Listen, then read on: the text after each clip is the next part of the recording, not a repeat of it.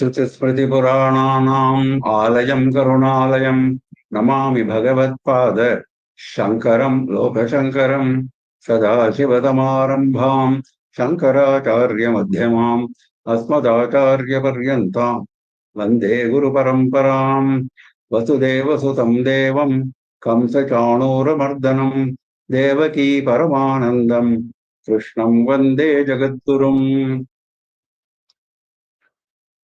With the abundant blessings of our Acharya Swamiji, last 2 weeks we have made a start with Srimad Bhagavad Gita. We have gone through the introduction given by Shankara in his Shankara Bhashyam. We have gone through the first chapter. We are in the second chapter now, the Sankhya Yoga. We completed up to sloka number 3. We are now on sloka number 4, which we started last time. We will continue with that explanation. Arjuna Uvacha Kasam Bhishmamaham Sankhye. No. I think sloka number 3 we have to continue. Yeah, okay.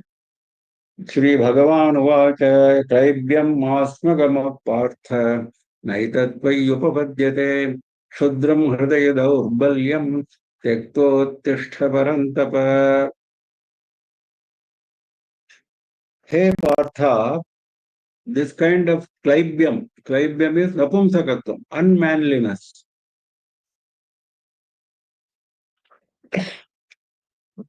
It does not suit you. Na etat tvayi upapadyate. This does not suit you. You are a great warrior, man of great courage, known for great accomplishments on the battlefield. And now on the battlefield, right at the time when the battle is going to start, you have developed cold feet. Shudram hridaya daurbalyam tyaktva uttishta parantapa. Parantapa. You are a scorcher of foes, scorcher of enemies. Such a great warrior you are. For you to talk with klaibyam, with unmanly words, it doesn't suit you. So, this very mean, shudram, hridaya daurbalyam, weakness of the heart, tyaktva, leaving it, abandoning it, uttishta, get up. So he spoke only 2 slokas. Bhagavan has spoken only 2 slokas. In sloka number 2, he chided Arjuna and said, how did you suddenly develop this diffidence, which is anaryajushtam aswargyam akirtikaram. 3 points he made. Now he is going ahead further and says, this does not suit you at all. First he said, how did it happen? Now he says, it doesn't suit you. You should leave aside this weakness of the heart and get up and do your duty.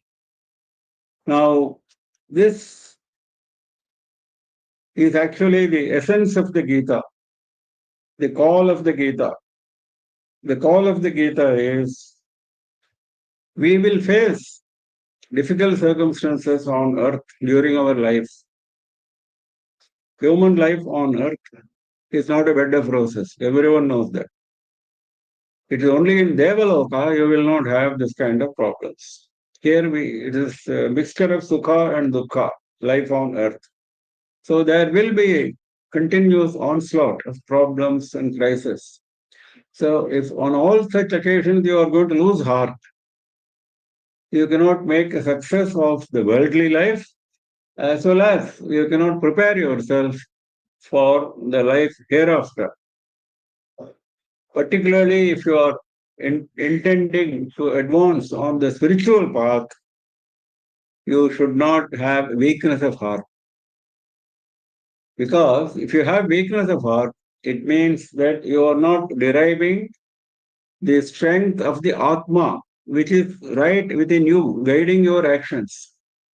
Right residing in your heart, Atma is there, You should derive strength from Atma and face all the crises. That you are not doing. That is why he is saying Hridaya Daurbalyam, weakness of the heart. Because the very place where Atma is there, that place you have developed weakness instead of developing strength derived from Atma.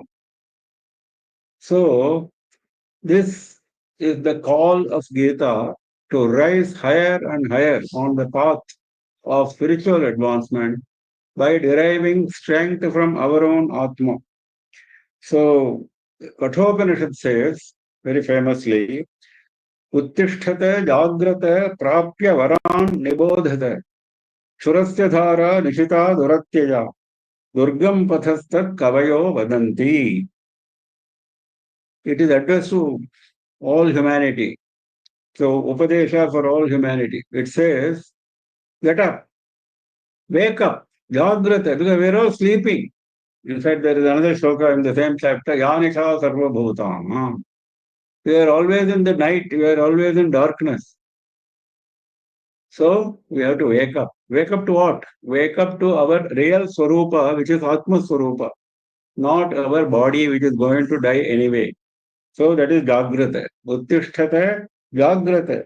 Prapya Varan Nibodhate. Prapya Varan.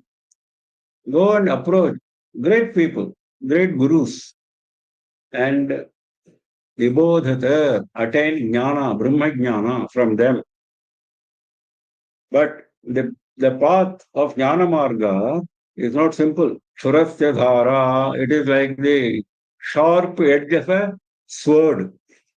Sharp edge of a sword. Nishita, sharpened edge of the sword. If you have to walk on the sharp edge of a sword, how difficult it is. It is so difficult. Upanishad accepts this difficulty. Niratyaya, Duratyaya. It is very difficult to cross. How can you walk on the edge of a sword?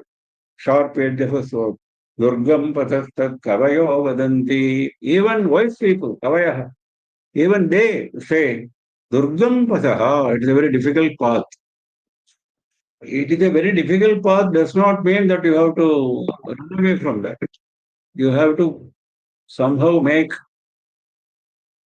as much advancement as possible as is within your capacity. Everyone has got some capacity to advance on this path. Nobody can deny that. And this capacity will keep increasing the more you pray to Bhagavan and the more you make self-efforts. Prayer and self-efforts, both are needed. That is what the Upanishad is telling us. Nayamatma balahine nalabhyaha, another place. The Upanishad says, this Atma na balahinena labhyaha. It is not available to one with a weak heart. Nayamatma balahinena labhyaha. That is what he is indicating here. Shudram hridaya daurbalyam. So if you develop weakness in your heart, you cannot advance spiritually.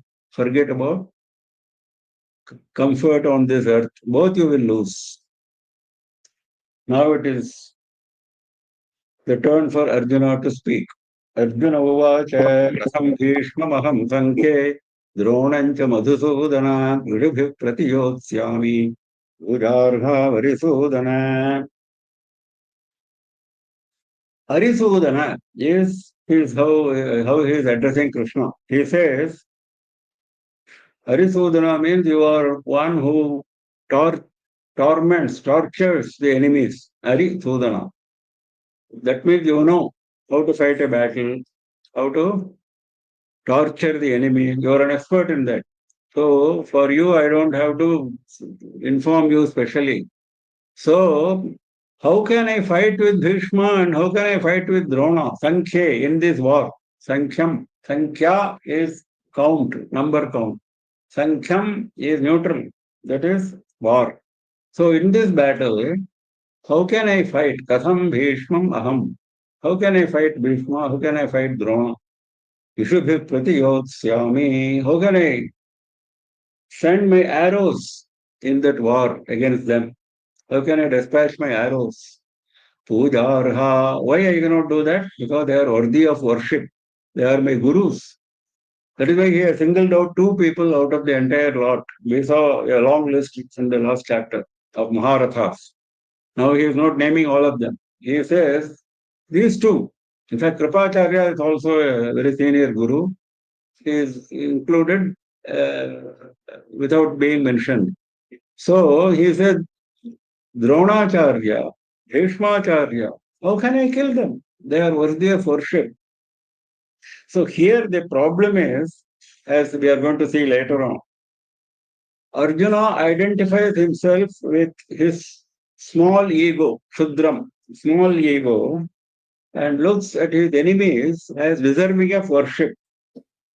Now, actually, what he should do, he should identify himself with the larger dharma which brought him to the battlefield, for which Pandavas have been standing right from the beginning. Right from the beginning of negotiations with Kauravas, Pandavas have stood for dharma.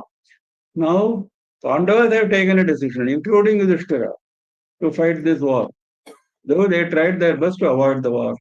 So at the last minute, if you identify yourself with your small ego and then say, how can I kill them? That is klaibyam, that is napumsakatvam, unmanliness. That is why he said, you should stand up as a man, stand up with courage. You should perform your role as an army commander.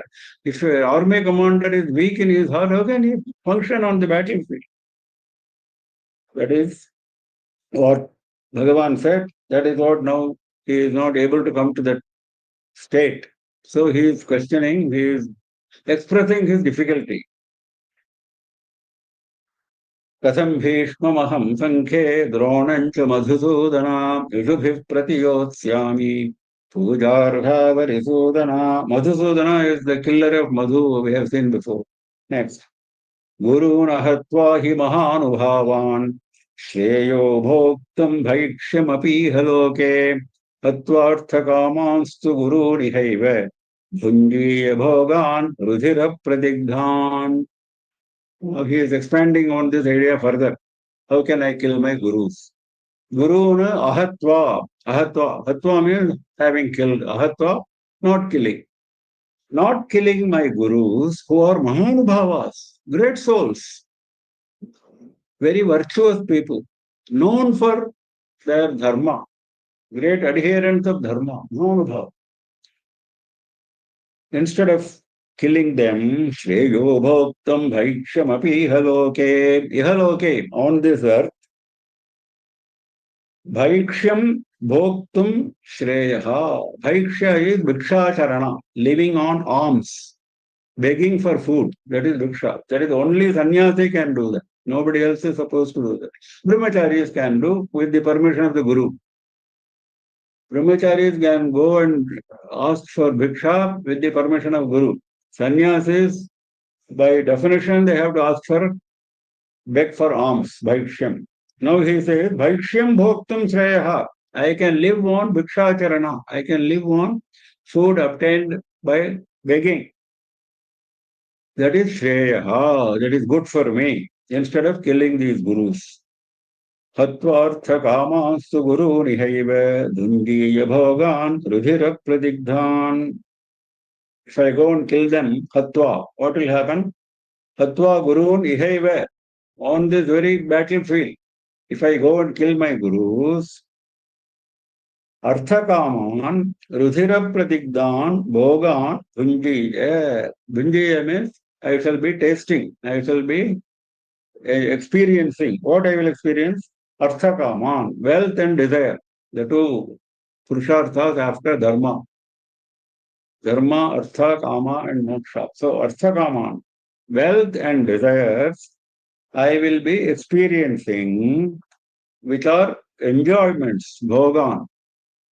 I will be enjoying those enjoyments, experiencing those enjoyments of wealth and desire. But what type?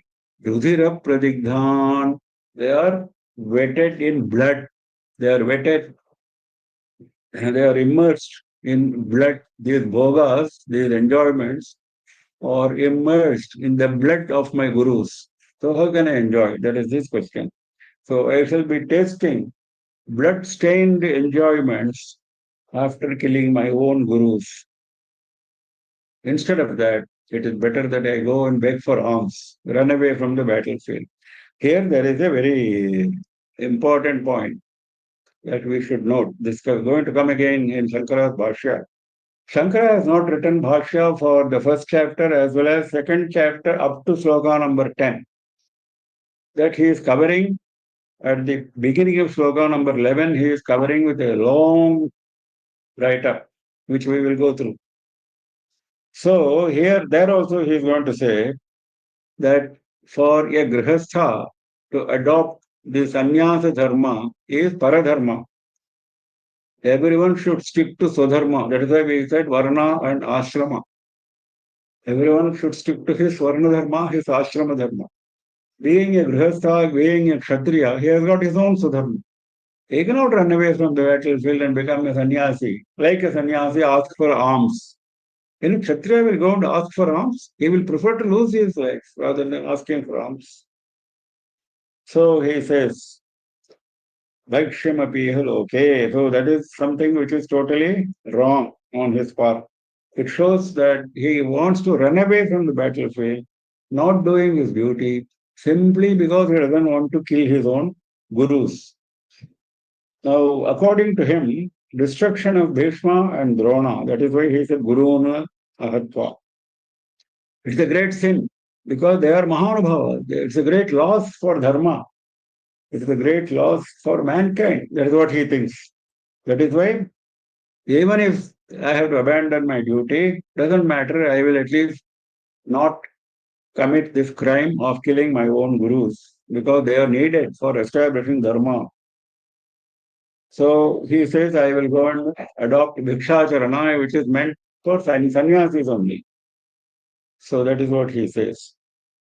Next. Guru nahatva hi mahanubhavan shreyo bhoktam bhaikshamapiha loke hatvartha kamanstu guru nihaiva bhungiya bhogan rudhira pradigdhan. Rudhira means blood. Rudhira pradigdhan, stained with blood.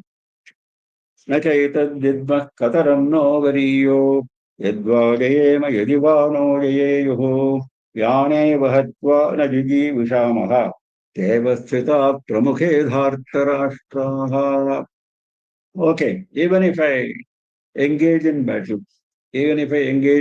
with these gurus, are we going to win or are they going to win? We don't know. That's what he's saying. Na cha etat vidmaha, we don't know. Katarana, which one? Which one is going to happen? We don't know. Kataranno gariyo, which one is going to be better for us? Which one is going to be better for us? Kataran naha gariyaha, which one is better for us? Etat na vidmaha, we don't know. We don't know which is going to be better for us. There are two alternatives which may happen. Yadva jayema, either we will win. Yadiva no jayeyuhu, or we will be conquered. Naha jayeyuhu, we will be conquered or we will win. Which one is going to happen? We don't know. Which is going to be good for us? We don't know. Kataranno gariyaha, which is going to be better for us? We don't know. Yane vahatva na jijivishamaha te avasthitaha pramukhe dhartarashtraha. Yane vahatva, by killing whom na jijivishamaha, we will not like to stay alive. Look at the way he is constructing his thought. By killing whom we will not like to live any further. Those kinds of people, they avasthitaha, they are standing in front of me, pramukhe, dhartarashtraha, Dhritarashtra's sons, are standing in front of me. By killing them, I would not like to stay alive after killing them. This is the question. That means, if I win and if they get killed, I would not want to live. If I get killed, that also is not good for us. Why should I get killed? So, nachayatat vidmaha, which is good for us. Whether I should get killed or whether I should kill. We don't know. No? We don't know what will happen during the war. So, supposing it happens that I go and kill them. After they are killed, why should I live? I don't like to live. That is his point now. This is a typical intellectual confusion based on his emotional upheaval. He has undergone emotional upheaval, which he has expressed in several slokas. Now he has given it different angle to that intellectual, he has given a different intellectual angle to that emotional upheaval, because he is now questioning intellectually. We don't know whether we will win or they will win. It's an intellectual question. And after, if they get killed, I don't want to live again. न चैतद्विद्मः कतरन्नो गरीयो यद्वा जयेम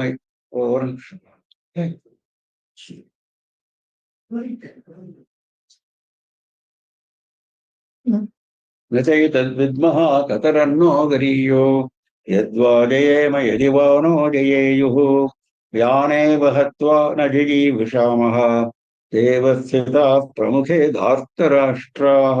next. कार्पण्यदोषोपहतः स्वभावः पृच्छामि त्वां धर्मसम्मूढचेताः यच्छ्रेयस्यान् निश्चितं ब्रूहि तन्मे शिष्यस्तेऽहं शाधि मां त्वां प्रपन्नम्. Very important shloka in this whole group of shlokas. Most important. Now he has changed his mind. If you remember, he had made up his mind not to fight. And then he advanced a lot of arguments. We have seen all those arguments. He was sure, he had decided that he would not fight. Now, because Bhagavan chided him, Bhagavan ridiculed him also, and Bhagavan asked him to leave aside his weakness of mind, he is now confused. At the same time, he does not want to kill the gurus. This is his dichotomy. Bhagavan says, go and fight. But I don't want to fight my own gurus. So, what should I do? So, what should I do? Question is coming only now. Earlier, that question did not come. Earlier, he was sure he will not fight. So, there was no second alternative. But now there is a second alternative which he is expressing in this shloka. And he is assuming Shishya Bhava for the first time. Shishyasteham shadhimam tvam prapannam. Tvam prapannam. I have taken refuge in you. Look at that. That is how you have to approach a guru. You cannot go and dictate terms to your guru. You have to be humble. You have to prostrate. You have to express your humility. You have to say that you have taken refuge. That is very important. That is why he is saying. He is expressing that. Tvam prapannam. I have taken refuge in you. Te aham shishya. Aham te shishya. I am your shishya. I am your disciple. Mam shadhi. Shadhi means give a proper direction. It comes from the word shasana. Shasana means control. Shasana is, you might have seen, Maharashtra Shasan, government of Maharashtra. So, that is control, administer, that is Shasan. So, Shadhi means you control me, you guide me, you take control of me. Shadhi mam tvam prapannam. What is the problem with me? Karpanya dosho bahata svabhavaha. He himself now is able to find out the defect in himself. Normally, nobody would say, I have this defect. Will anybody say, I have a defect? That too, when you have taken such a stand on the battlefield in front of Krishna, will you say, no, I have doubt with my stand? Will you say that? He's saying that now. Because of the influence of Bhagavan, two slokas he spoke. Those two slokas are having their effect. That is why you should always be in the company of good people. Very important. Otherwise, we may go wrong. Now that we are seeing it in Arjuna's behavior. Karpanya doshopahata svabhavaha. Svabhavaha, by nature, he is very courageous, great warrior. That is his nature, very bold. Now, Karpanya doshaha. Karpanya is actually Kripana's quality. That is miserliness. Kripana is a miser. Now that is not the meaning here. Here it means miser in respect of the strength of mind. That means very weak. Karpanya dosha is the dosha of the weakness of mind, faint-heartedness. So that has apahata svabhavaha, that has taken away my nature. He says that. He says, the weakness of my mind has taken away my nature. My nature is now not there. This weakness has come. He himself says that. What Bhagavan was saying, he is now accepting that. Prikhyami tvam dharma sammudha chetaha. Further, he says, dharma sammudha chetaha. My mind is chetaha. My mind is totally confused with reference to dharma. Whether this is dharma or that is dharma, I am confused. He was not confused earlier. He had taken a very bold decision, I will not fight. And he dropped his Gandiva and he sat on the chariot. But now, after listening to Bhagavan, he has second thoughts. He says, now, there is some merit in what Bhagavan says as a Kshatriya. I have to fight. Now, my mind does not allow me to go and kill Bhishma and Drona. What should I do? This is my problem. Dharma sammudha chetaha. My mind is totally confused as to the choice of the dharma. This is called dharma sankata. There is a conflict of dharmas. This happens to us all the time. This is nothing unusual for us. This happens to all human beings very often. We are faced with not dharma and adharma. That is simple to decide. You go and choose dharma. Between dharma and adharma. We won't choose adharma because we want to enjoy certain conveniences, certain pleasures. That is a different story. That is our weakness. But even then we know that we are on the wrong path. We have abandoned dharma. We know that. We have chosen adharma. But that is not the issue here. The issue is between two dharmas. Both are dharmas. Both are recommended in Dharma Shastras. Now, which dharma I should adopt? Both are conflicting. Don't kill your gurus. Is one dharma. Don't run away from a battlefield. Fight like a good Kshatriya. Is another dharma. Now, what should I do? So, dharma sammudha cheta. I am confused. Tvam prichhami. Therefore, I ask you. What he is asking? He has framed his question very nicely. See how nicely the sloka is built. He first described his own state, that he is suffering from faint-heartedness. Then he says, I am totally confused. I do not know which dharma to choose. Then he says, I am now going to ask you a question. You answer that question. Why you should answer that question? Because I have taken refuge in you. I am your disciple. You have to answer and guide me. What is the question? Yet Shreyasyan Nishkitam Bruhi Tanme. Yat Shreyaha Syat. That which is Shreyas for me. That which is good for me. Nishkitam Tanme Bruhi. Give me a very clear-cut decision on that. Don't say you can do this or you can do that. That is not a Nishkitam. Nishkitam is for certain. For certain. Assured. A sure path. You should Bruhi. Please tell me. That which will give you Tat. Yati Shreyaha Syat Tat. Whichever path will give me Shreyas, that you tell me. That is the question now. That is the request. That is the prayer of the Shishya to the Guru. So here also he is using the word Shreyas as opposed to Preyas. We saw that earlier. Even in the introduction of Shankara Bhashya, Shreyarthibhihi, we saw that. The whole Gita is meant for those who are intent on Shreyas, not Preyas. Preyas is mundane comforts. That for that you don't need Gita. Shreyas is advancement on spiritual path. So he is saying, which is good for me in the long term, that you tell me. If I go and kill Bhishma and Drona, will I not be incurring a great sin for which I will suffer later? If I run away from the battlefield, will I incur a sin for which I will suffer later? Now I am confused. Please tell me. That is his question. कार्पण्यदोषोपहतः स्वभावः पृच्छामि त्वां धर्मसम्मूढचेताः यच्छ्रेयस्यां निश्चितं ब्रूहि तन्मे शिष्यस्तेऽहं शाधि मां त्वां प्रपन्नं न हि प्रपश्यामि मामापनुद्यात् यच्छोकमुच्छोषणमिन्द्रियाणाम् अवाप्य भूमावसपत् असपत्नवृद्धं राज्यं सुराणामपि चाधिपत्यम्. Though he has said, now he should have stopped there. He has left the decision to Guru, to Krishna, who is the Guru. And he says, tell me, after saying, tell me what is there further to say, because he is not able to control his emotions. His emotions are so strong, though he knows that there is another dharma, which is not running away from the battlefield. But not killing gurus is very painful for him. That decision of killing guru is extremely painful. He is not able to withstand that pain. So he wants to express it once again before closing his talk. So he says, Nahi prapashyami mamapanudhyat yakshogam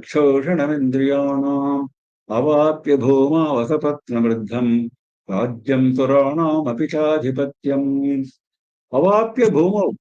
Even after receiving the entire earth, forget about this little kingdom for which we are now going to fight. Entire earth, even if I get. Asapatna Vruddham, what type of earth? Asapatnam. Asapatnam means without any enemies. Eka Chatra Chakravarti we say, isn't it? Entire earth is under his control. No enemies. Asapatnam, Vruddham. Okay, it is Asapatnam. There are no enemies, but there is no prosperity in that kingdom. Everybody is poor, everybody is suffering. Not like that. Vruddham means Samriddhi. Very prosperous. Very prosperous earth with no enemies. Even if I get Rajyam Suranam Apishadhipatyam. Not only that, not only this kind of earth, even if I get Devaloka, Suranam Rajyam, the Rajya, the kingdom of Devas, that Adhipatyam, that rulership, the rulership of the kingdom of Devas, in addition, Api, in addition to this earth, even if I get, so this is the point he is making. Supposing I become ruler of the entire earth, I also become ruler of Devaloka. I have displaced Devendra, I have become Devaloka, ruler. Even then, nahi prapashyami mamapanudyat yachhogamuchoshanamindriyanam. This shoka, this grief, yati shokam, uchoshanam indriyanam. What kind of shoka I am going through? All my sense organs have completely dried up. Shoshanam means dried up. Uchoshanam completely dried up. All my mouth is parched, my eyes are blind, my ears have lost their power of hearing, all my nose cannot smell, all my sense organs have lost their power. So they are dried up. Why they are? Because sense organs are all guided by the mind. His mind is confused, he has said already. Dharma sammudha chetaha. So when the mind is confused, what happens to all of us?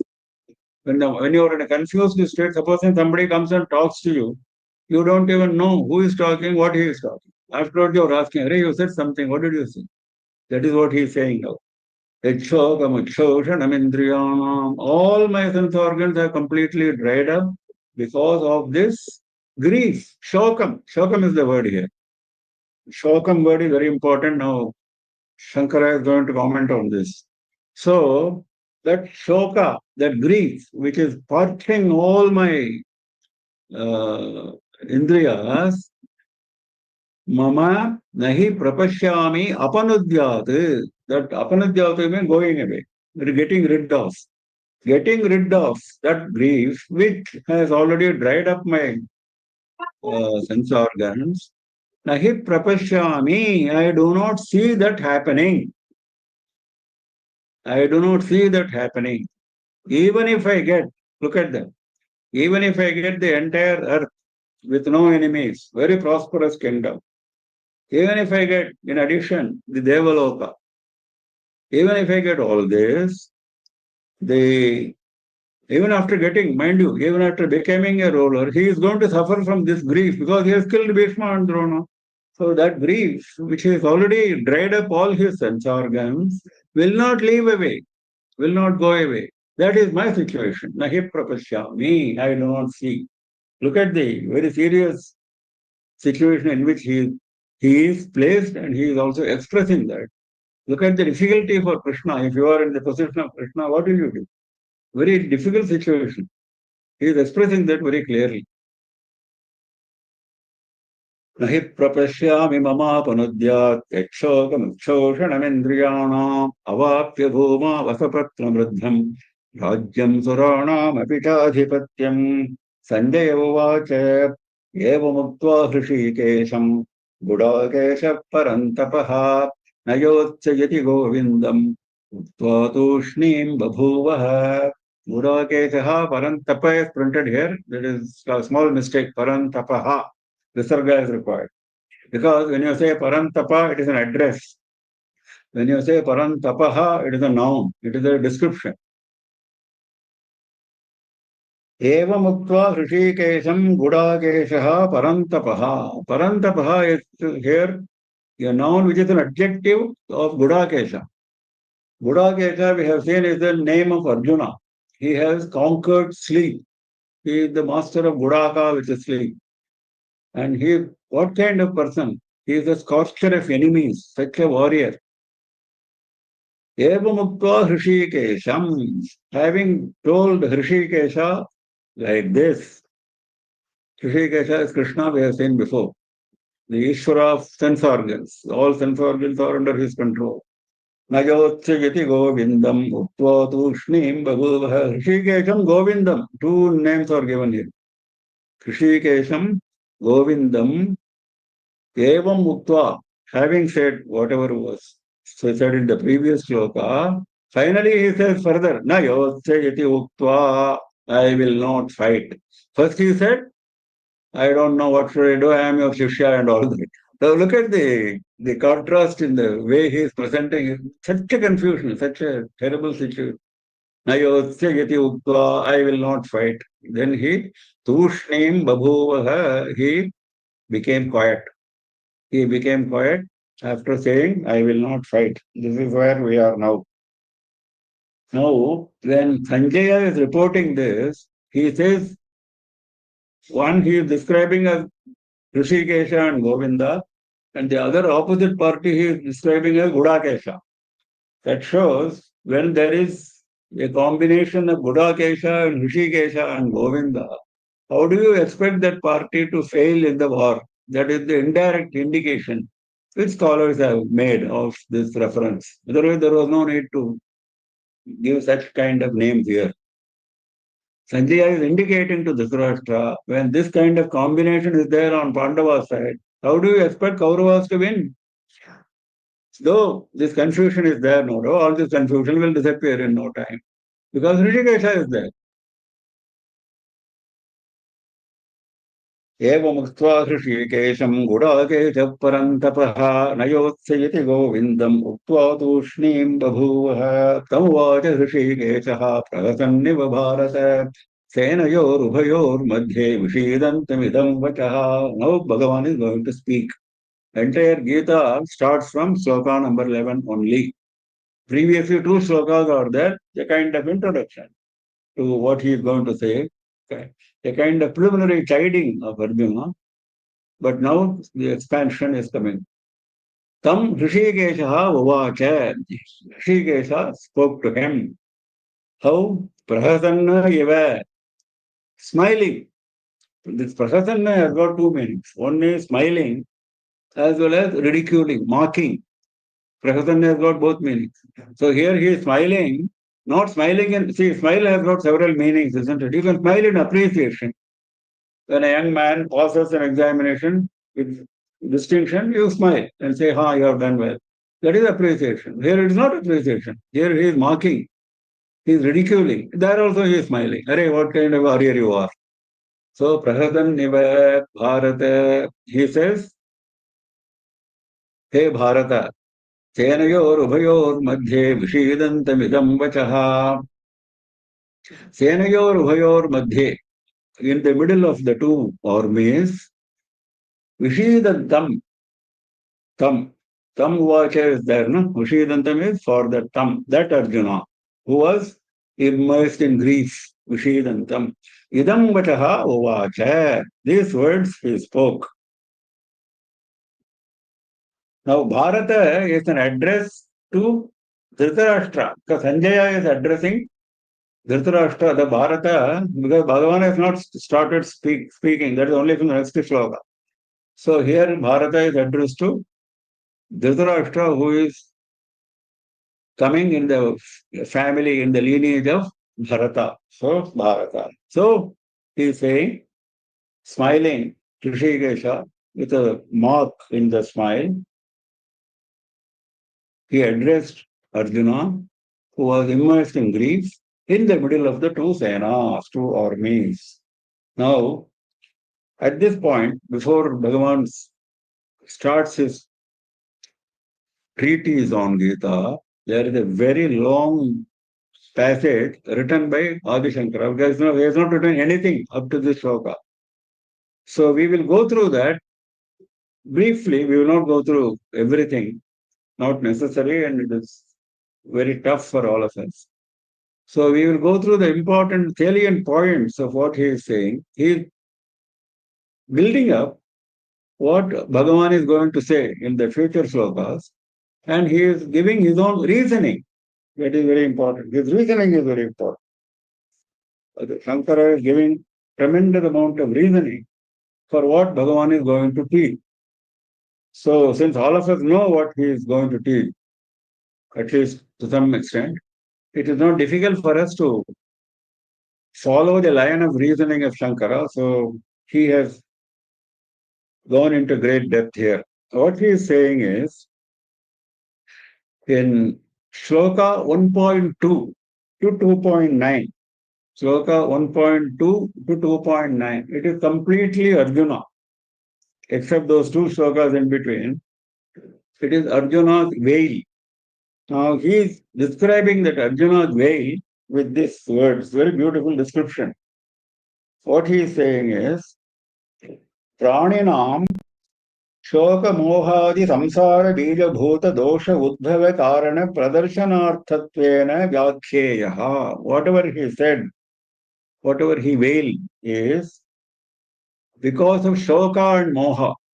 Shoka and Moha are the two ingredients of our coming back to samsara again and again. Samsara bija bhuta.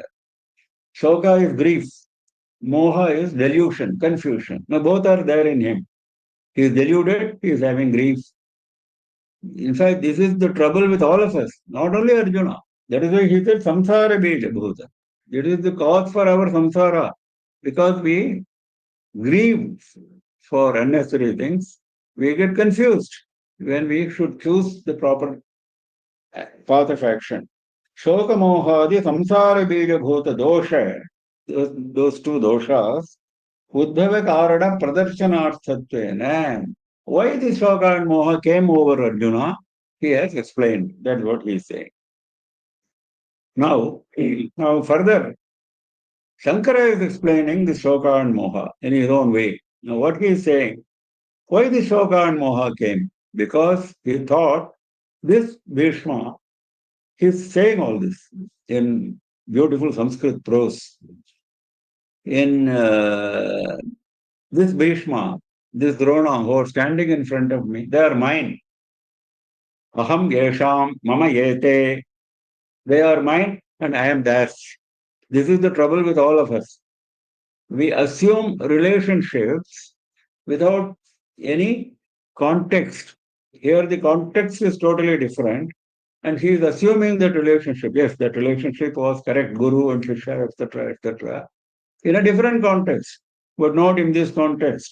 So, this aham yesham mamayete, that understanding, that concept has led to shoka moha. The shoka and moha.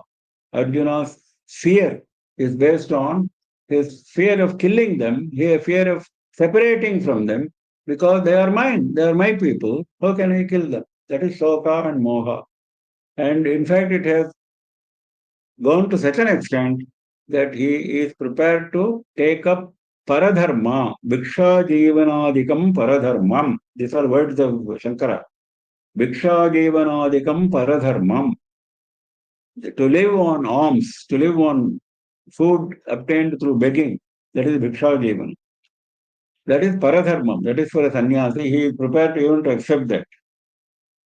Now he is giving general statement here. Generalizing this, what happened to Arjuna will happen to all of us. He is explaining it nicely. He says, the shoka and moha, grief and delusion, happen because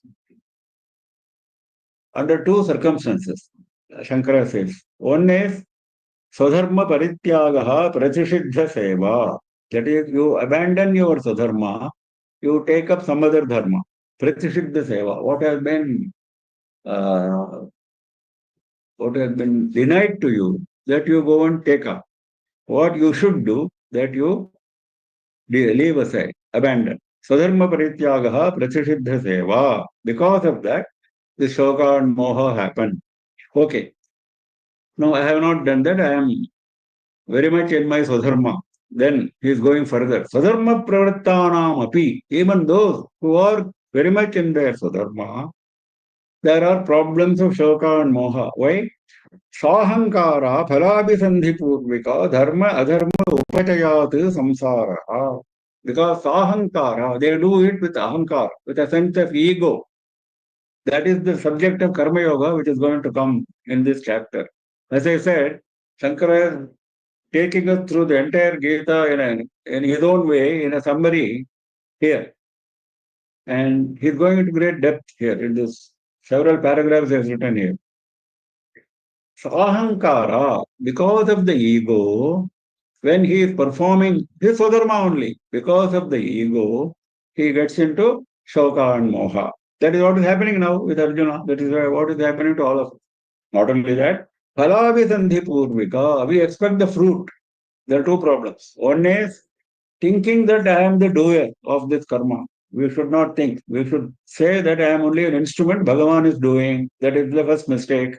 Second mistake is when Bhagavan is the doer and I am only an agent, there is no question of expecting a fruit, because the fruit belongs to the owner, not to the agent, not to the instrument. If I write something with a pen, this is a common example given by scholars. If I write something with a pen cannot say, expect the fruit, isn't it? Pen is only an instrument in my hand. I am the author of what I am writing. I should get the fruit. Pen cannot compete with me and ask for the fruit. That is the problem.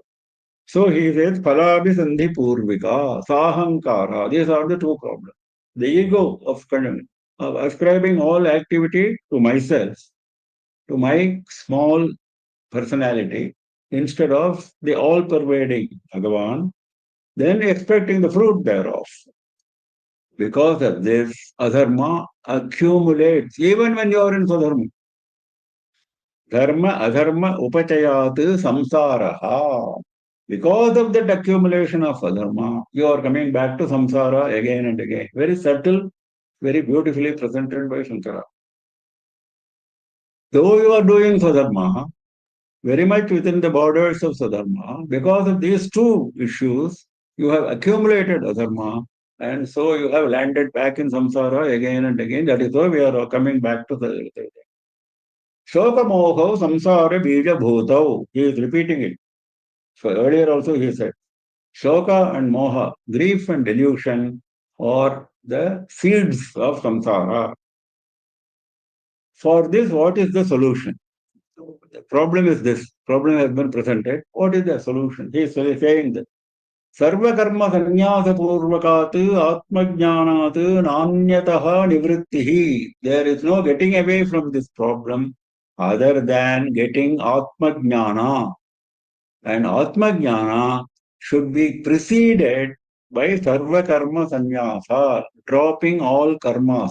Now, if you have gone through sadhana panchakam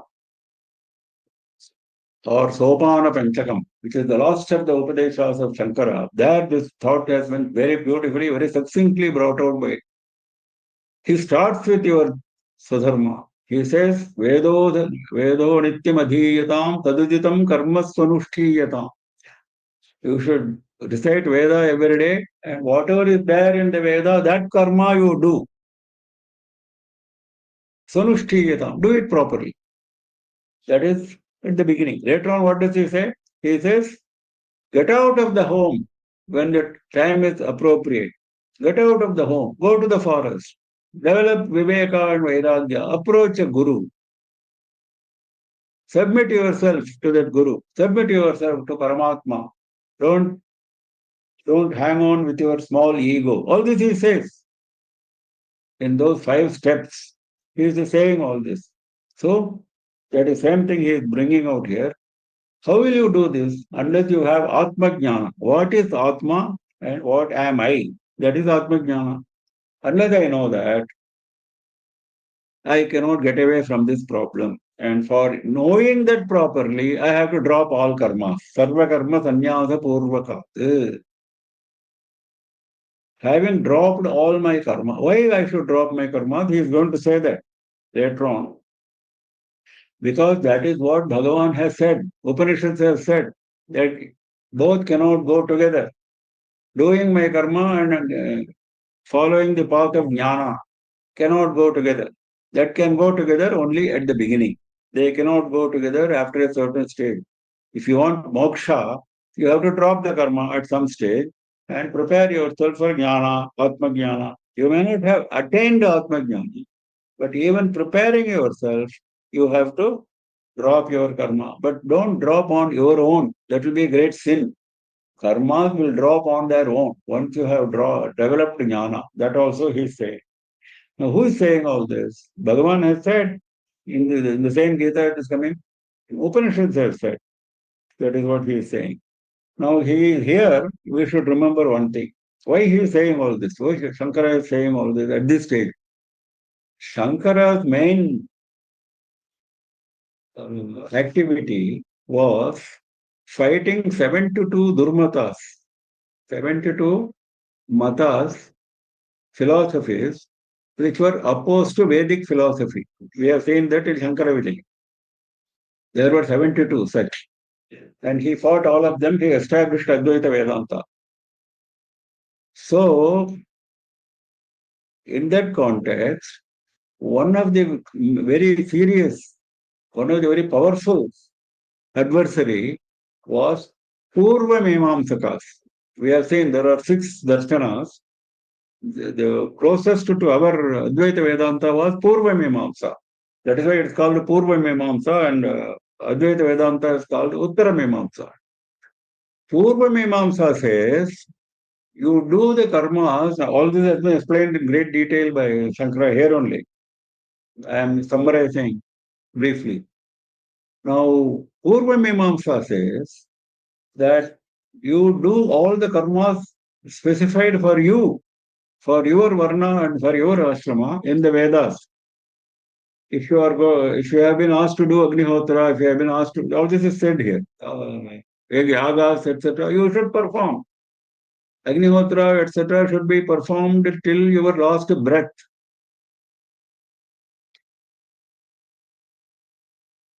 So says the Veda. There are statements in Veda. If you are going to perform Agnihotra till the last breath, yaga till the last breath, how can you drop the karma and become eligible for moksha? That question will come, isn't it? So the Purva Mimamsa people said, in answer to that question, there is no question of dropping the karma. You continue to perform those karmas. Those karmas themselves will give you moksha. This was their philosophy, which was totally wrong, totally against the spirit of our Upanishads. So Shankara has established that what you say is correct only up to some extent. Afterwards, you have to drop those karmas. That is what is given in the Upanishads. Now, he refuted the Purva Mimamsa theory of mixing jnana with karma. Do karma. The emphasis was on karma. Mix with jnana because you must develop jnana. You must know what is Atma, what is Anatma, what is body, what is Atma, what is Paramatma. All that you should know. That jnana you should have. But don't drop your karma. This was their philosophy, which he refuted, he fought with them. So, mixing jnana karma samuchaya, this phrase you will find frequently in Shankara's Bhashya. The combination of jnana and karma is something which he is totally opposed. He has made it very clear. He says repeatedly, nobody can show me in the text of Bhagavad Gita that you should combine jnana and karma for moksha. In fact, jnana devahi kaivalyam. Only through jnana you will get moksha. This has been made very clear. So, the point now being made is Atma Jnana is important. If you remember in the stories connected with Shiva, we have a story connected with Darukavan, Bhikshatana.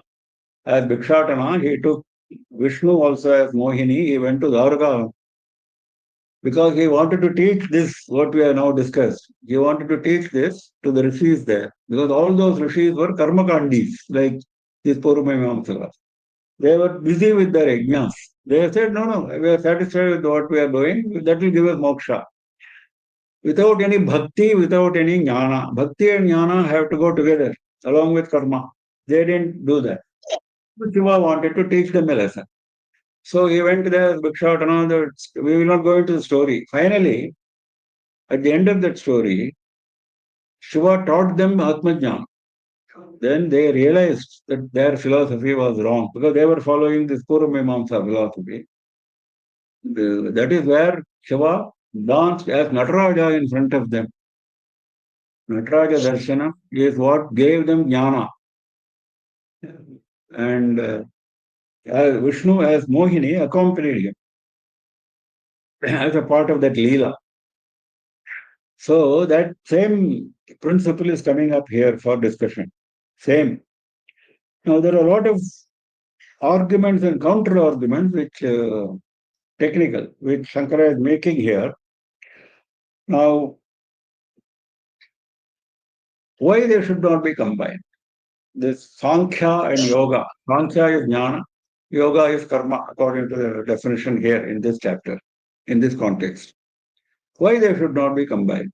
There are people who say, they are quoting from different contexts, their objections he is taking up, and then he is answering that, saying that, Array, Veda itself says clearly, Bhagavan is going to say in third chapter, first issue, that I have got two classes of people.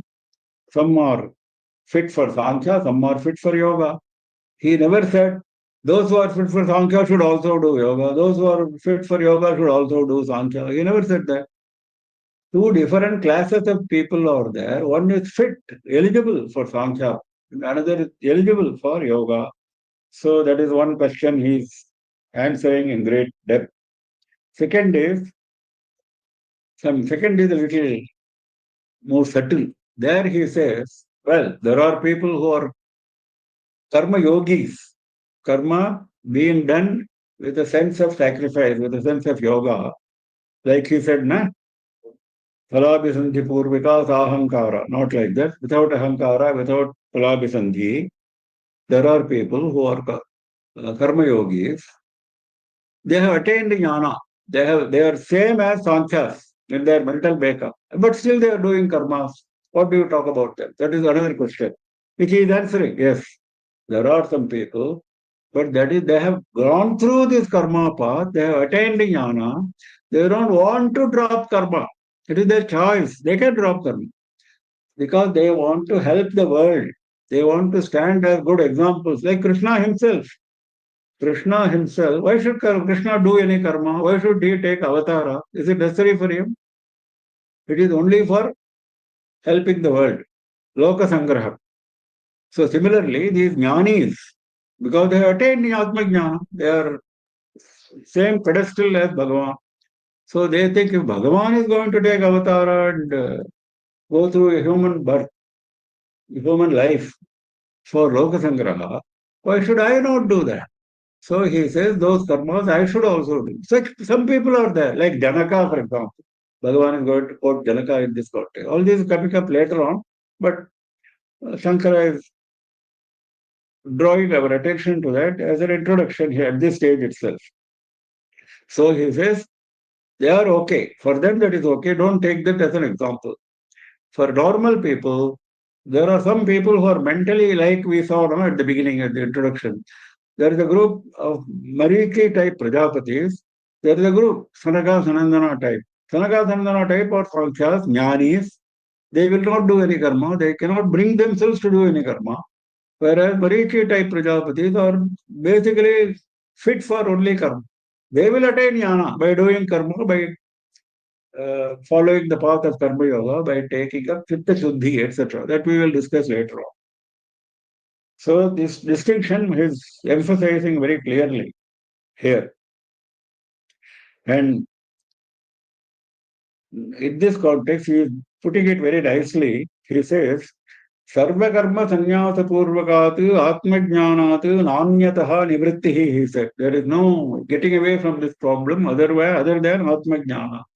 Then, Sarva lokanugrahartham arjunam nimitti bhagavan vasudevaha aha.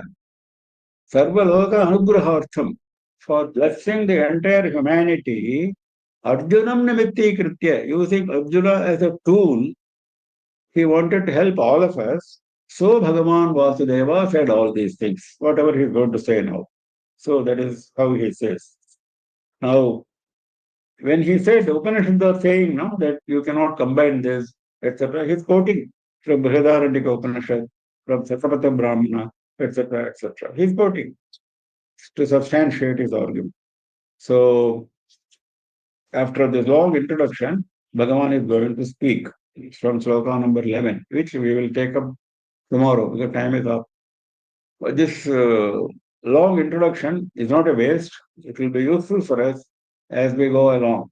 All these points are going to come up again during our discussion, but it lays a ground for all this. That is what Shankara himself has done.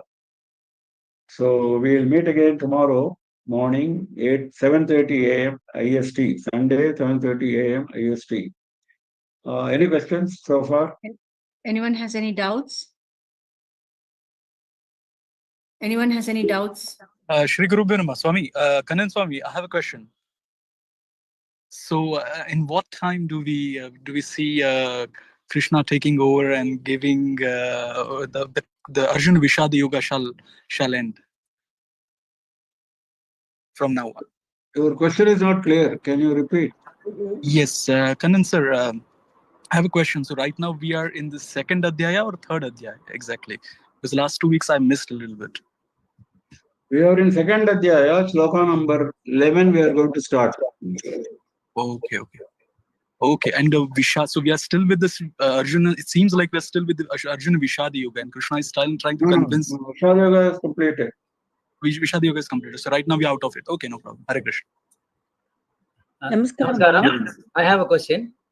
Yeah. In Shankara's introduction, you are telling that we have to drop karma and only with jnana one can reach moksha. But in Bhagavad Gita, there is a karma yoga chapter itself has been said in this one, has to do karma. Well, this is a confusion which will happen. That is what I said. There are two different types of people. For some people, karma is a must. They cannot drop their karma. That's why Janaka was quoted as an example by Bhagavan himself. So they will keep doing karma even after getting jnana. But jnana is the target. That is what Shankara is explaining. Target is jnana, target is not karma. Karma is a path. So if you are satisfied with the path and still you have reached jnana, very good, continue in that path. You will continue to do the karmas. But that is not recommended. That is not recommended. Sannyasi is a higher, even in our normal life, the sannyasi is not a higher person than grihastha. Grihastha is a karmi. The sannyasi is a non-karmi. He has dropped all karma. There is no karma prescribed for sannyasi. No karma at all. He is there only for meditation. That is jnana marga. Meditation is jnana marga. He will not bother about anything. He will not bother about his own body. He is not bothered about how to get food. If somebody gives him food, he will take. Otherwise, he will not bother. That is sannyasi. So, this is the distinction between the two. So, it's not a question of decrying one and supporting another. One is definitely superior. That is what Shankara himself says. He is using the word sannyasi for those who are following the jnana marga, sankhya marga. He is using the word sannyasi. So, we should understand he is talking about sannyasi. Why should there be sannyasis? If all are karma yogis, according to you, sannyasi should not be there. There is no need for sannyasa ashrama. Sannyasa ashrama is needed for concentration on Paramatma. Not everybody is capable of that. So naturally, you have to drop the karma. You cannot have a distraction of karma for concentrating on karma. That is the stand of the sannyasi. But you have to reach that level. You cannot say, I will become a sannyasi tomorrow, I will drop all my karmas today. You can't do that. Because mental makeup has to be in support of that. That's the answer to your question. It's a little difficult. You have to think over it again and again. We will discuss this again later. So grahasthas have to do karma and go towards the jnana marga and try Exactly. to. Exactly. Thank you. Mama, can we say that's a eligibility to go towards Jnana Marga, like doing our dharma, whatever karma we have gained in all previous births. That is going to be all that is going to be discussed in detail in this Okay, chapter. Okay, ma'am. All this is going to be discussed in detail in this chapter and the next chapter. Next chapter is entirely karma yoga only. So all this will happen again. So we will discuss again. Namaskaram. Thank you. Any Mama, can you tell me the meaning of the shadi? I forgot it. Shadi means you take control of me. You guide me. Okay, thank you, Mama. Thank you. Any Namaste. other questions? Yeah, you said there are two kinds of people. One is Sankhya, the other one, Sankhya means sannyasi, and the other one is karma yogi, is it? Yeah, correct. Sankhya and yoga are the two terms he is using here in this context. For jnana and karma, he is using the term Sankhya and yoga.